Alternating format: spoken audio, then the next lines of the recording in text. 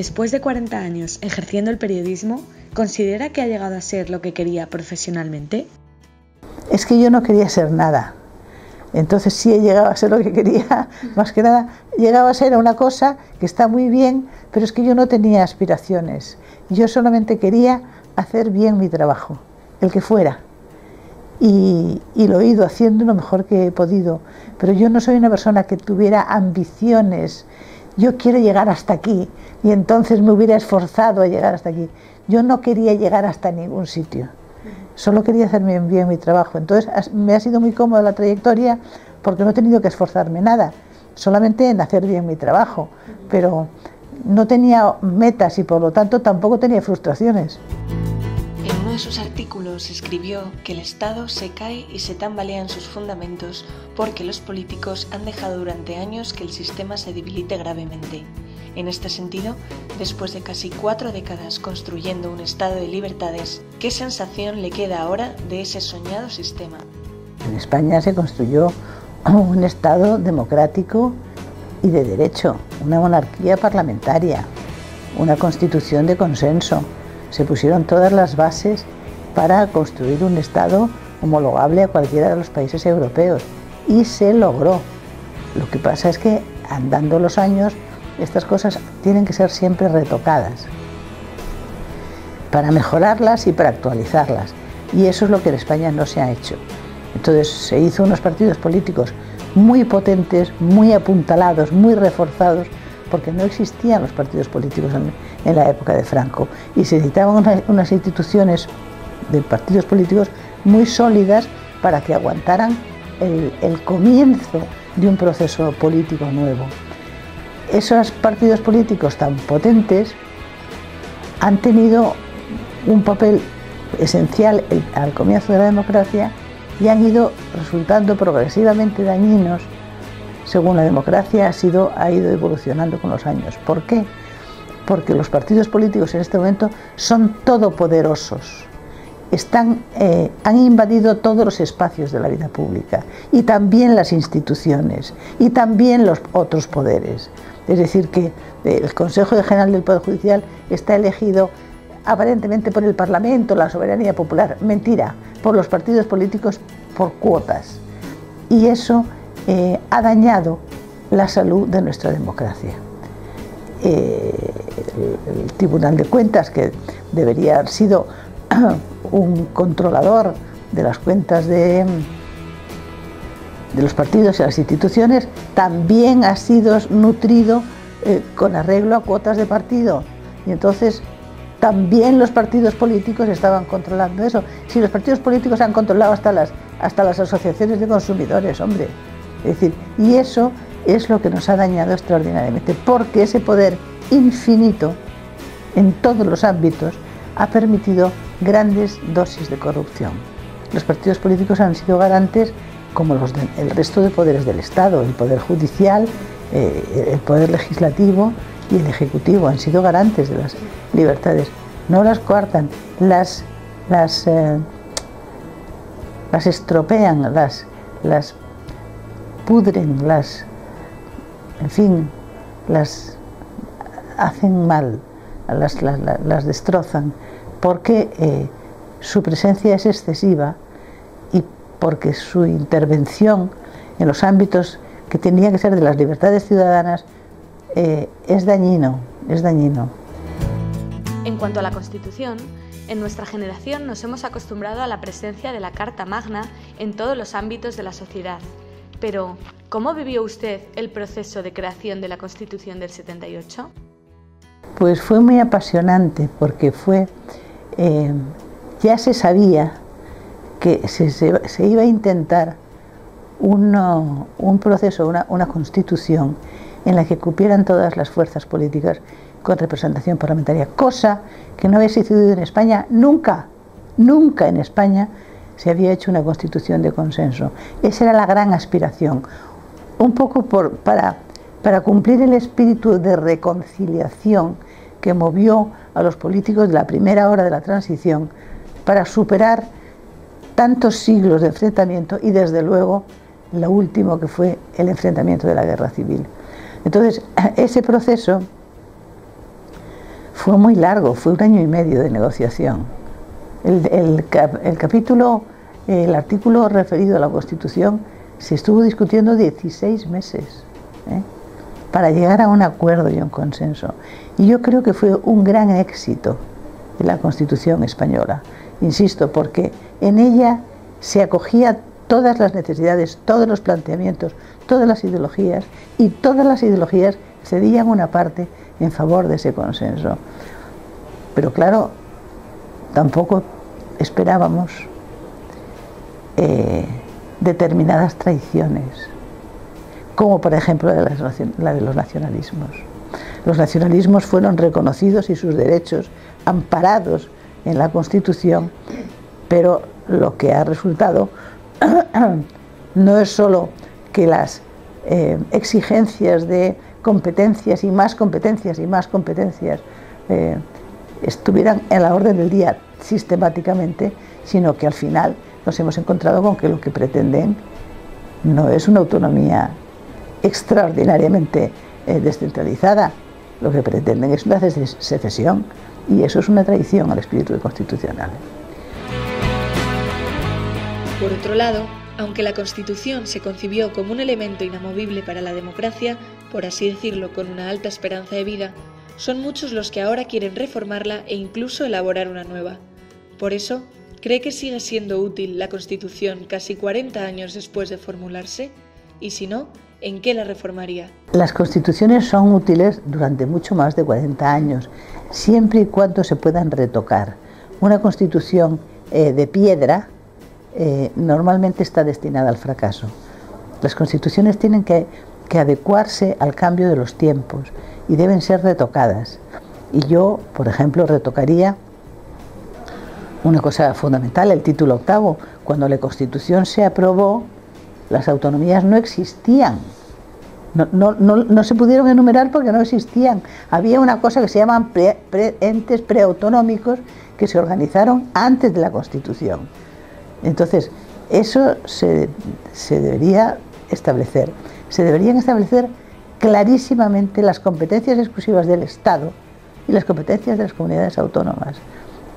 Esas cosas, bueno, por supuesto, la prevalencia del varón sobre la mujer en términos de sucesión de la corona debería ser retocada. Hay muchos aspectos que se pueden retocar, pero desde luego no se trata de hacer una nueva Constitución. 40 años de una Constitución son muy pocos. Ahora sí, insisto, hay que retocarla.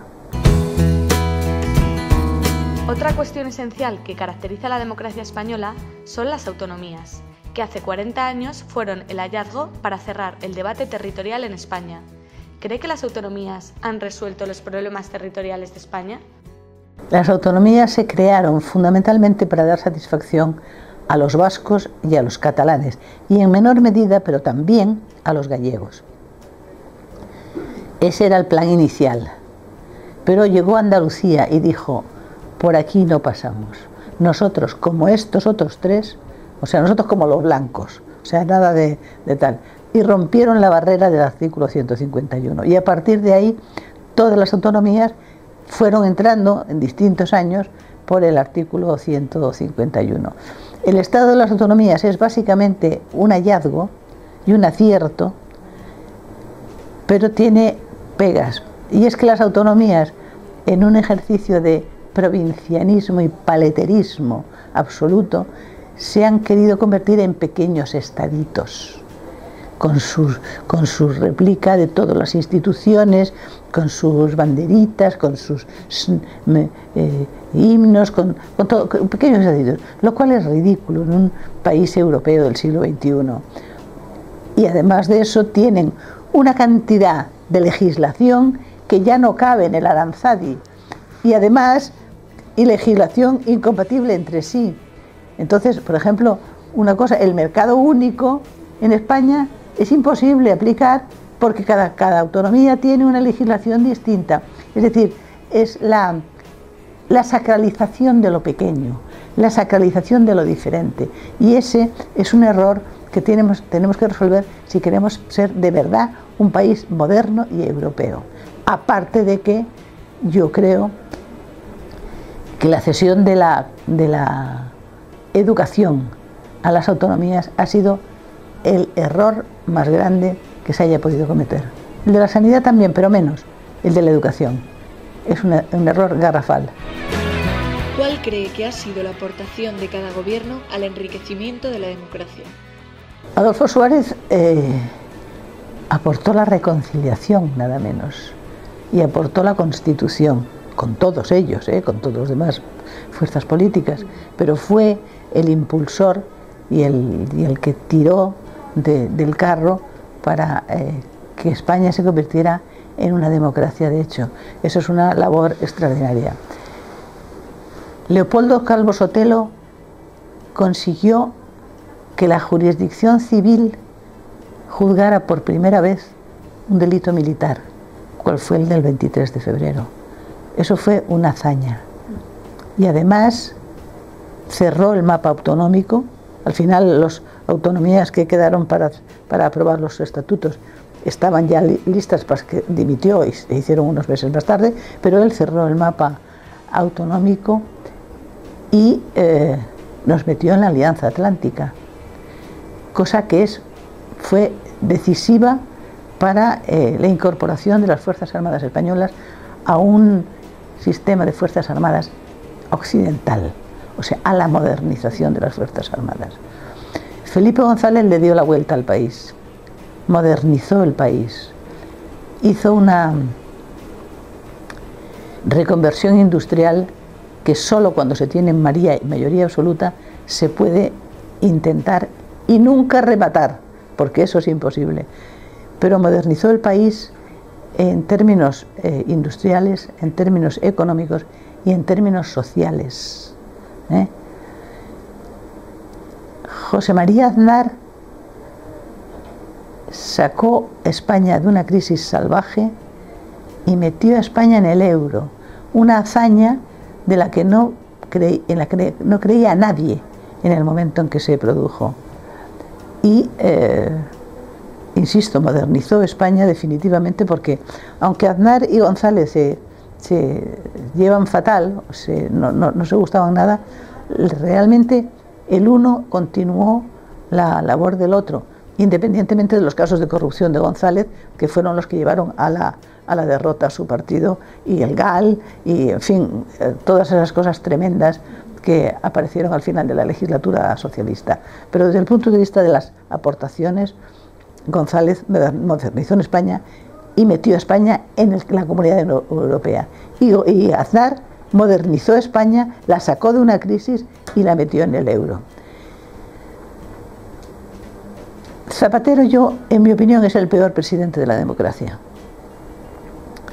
Aún así, aprobó leyes de derechos sociales muy notables, como la ley de dependencia, en fin, todo lo que son derechos sociales hay que adjudicárselo. Lo demás, en mi opinión, fue una catástrofe.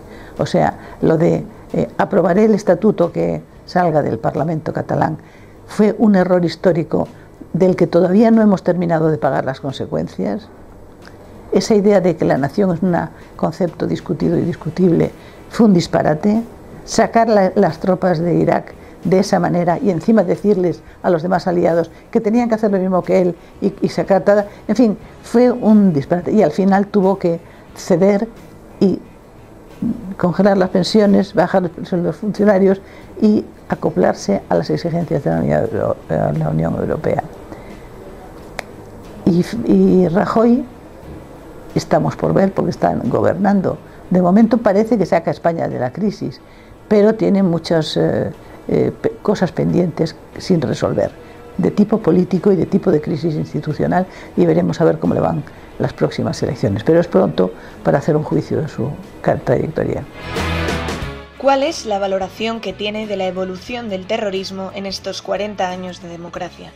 El ataque del terrorismo ha golpeado la democracia española desde el principio y con una intensidad mayor cuanto más se avanzaba en los logros de la democracia y de la convivencia. Pero el terrorismo se ha encontrado con una respuesta de las víctimas que es verdaderamente admirable.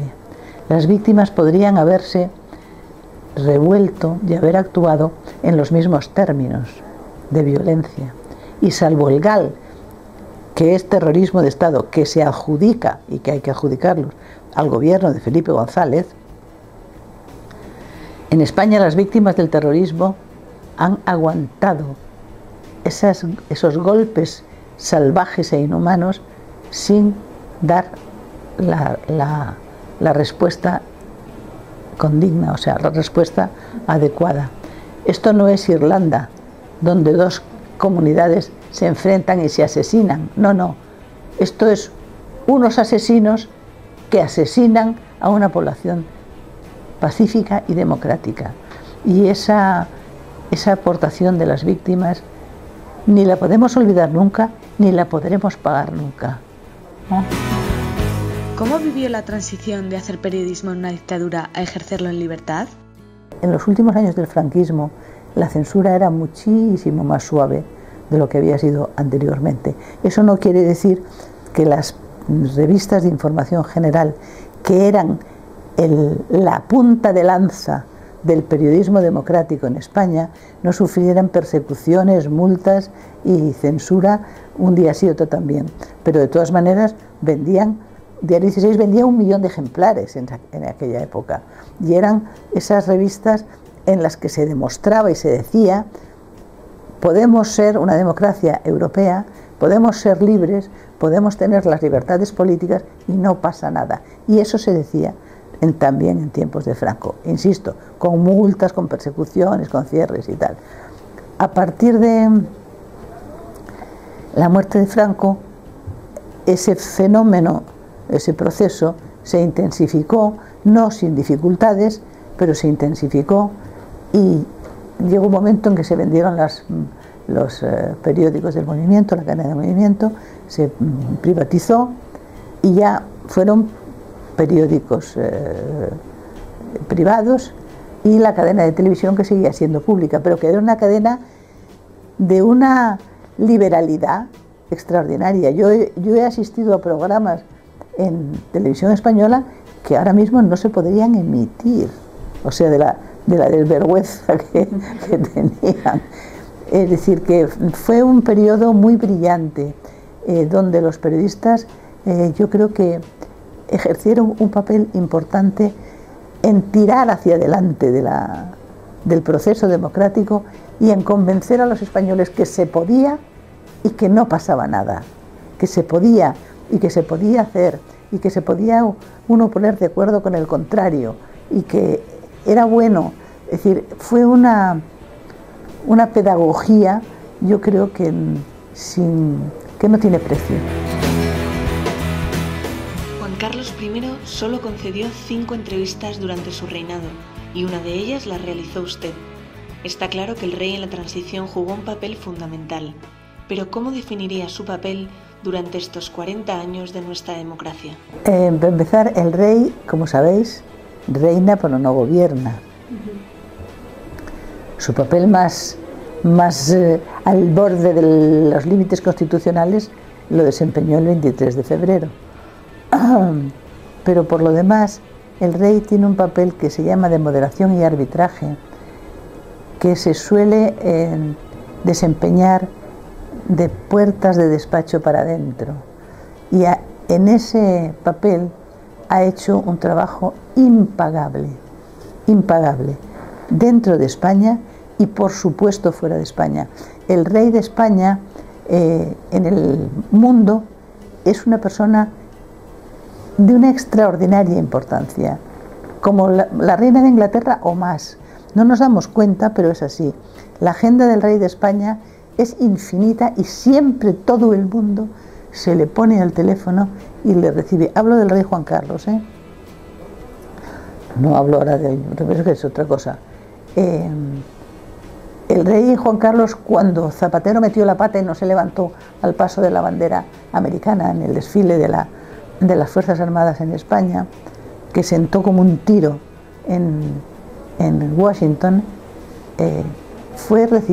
los reyes fueron recibidos inmediatamente por el presidente de Estados Unidos. Es decir, el rey estaba por encima de su gobierno.